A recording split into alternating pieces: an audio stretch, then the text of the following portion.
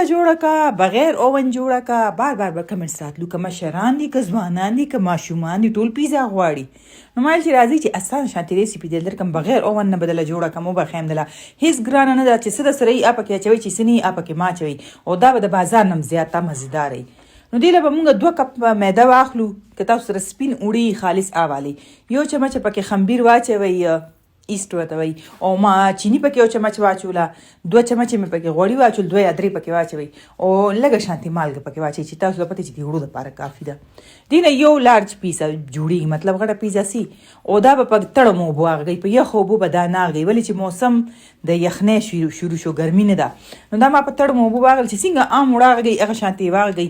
ما نه لږ زیات نرم شو تاسو لږه ګزاره ورسره کوئ او سوکو له ښه ورکئ چې ښه ښکلې واغږئ. بیا ما دا کټوري کې واچولو او ګرمې اوبه مې ورته لاندې کېښوئ هغې کې مې دا اوړه کېښه چې زما مطلب دی چې دا خمبیره شي چې زه 2 غنټو پس رالم چې دا ښه پړسېدلې وي. نو دا مې سیټ ته کړو. اوس مې دلته د چرګې غوښې بوټیانې وایستې هغې کې مې نیمبو واچولو ولې چې سرکه ختمه ده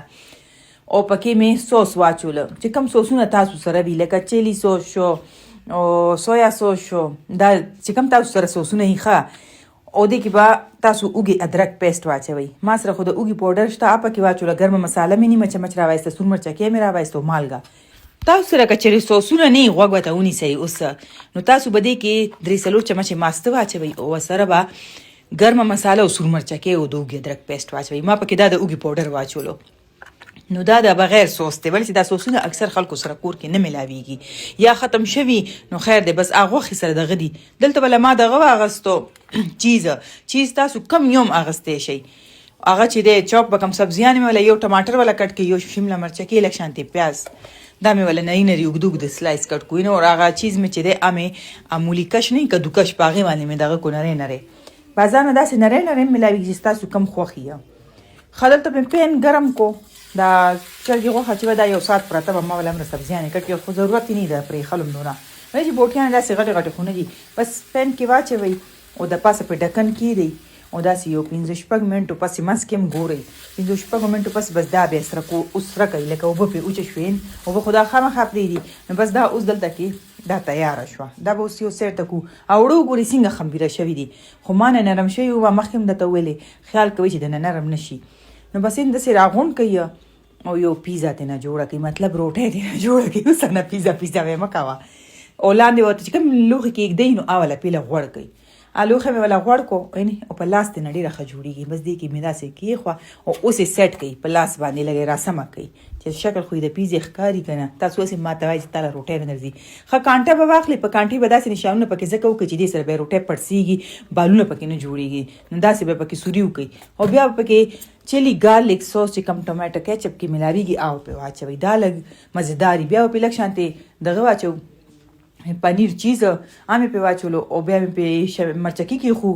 ټماټر مې پرې کېښو لږ پیاز مې پرې کېښو لږ ښایسته ښایسته کېدی چې ښکلې ښکاري او د پاسه به پرې بیا بوټیانې کېدو چې هغه کمې مونږه سرې کړې وې. که تاسو سره بوټیانې لږې وي خیر دی واړه پیسونه جوړ کړئ ښه واړه او پې کېدی که 2 پیزې جوړوئ که 3 مطلب ته 200-300 چې که نو غواړي 2-3 پیزې پکې تیار کړئ چالاکي کوئ که نه او ښه ښکلې پرې مرچکي بیا د پاسه ما کېښو ما چې دې سره ښایسته هم ښکاري او د دې شمله مرچکو ټماټرو خپل خوند راځي. ښه دلته مې دا غټ لوښی واغستو غټ ډچ کې دا ما 15 منټه شو چې په دې هور ما ایښی دی ورلاندې نارمل ګیس ما لګولی دی. دې کې به تاسو یو سټینډ کړي تاسو سره چې سټینډ نه وي که نه نو تاسو کور کې داسې کوئ چې بس 1-2 پیالې کېدي چې هغې د پاسه هغه لوښی د پیزې ایسارېږي او بس بیا مې کې پیزا کېښوه او دلته والا ما ورکو نیمه ګنټه ټایم نیمه ګنټه پس پیزا چې دی داسې ښکاري د پیله مې ګیس تیز ساتلی او بیا مې ګیس رو کو دا ښکار ورسره خامخا کوئ دونه مزېداره ایون پیزا تیاره به که نه ولې چې دا په دې تو کې پخې ده ښه د دې کنارې چې که لږې شانتې نښتې رورې په چاړه دغه کوي خو لاندې نه وه نښتې نه سوځېدلې ده زه دا تاسو ته ښیم او نه نښتې وه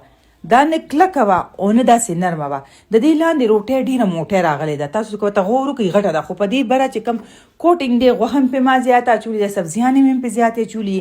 نو هغه دلته کې دواړو یو شانتي حساب رالو که تاسو چې ته روټۍ نری جوړه کړه نو خیر د کوټینګ پرې لږ لږ وکړئ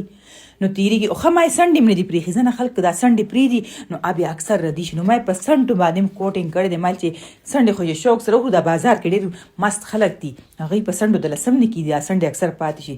نو دومره مزېداره او لاجوابه پیزه جوړه وه که نه تاسو هم سیم دا طریقه ټرای کړئ نو تاسو به چې واقعي د دې خو یو بل شانتي ځای کومه مزیداره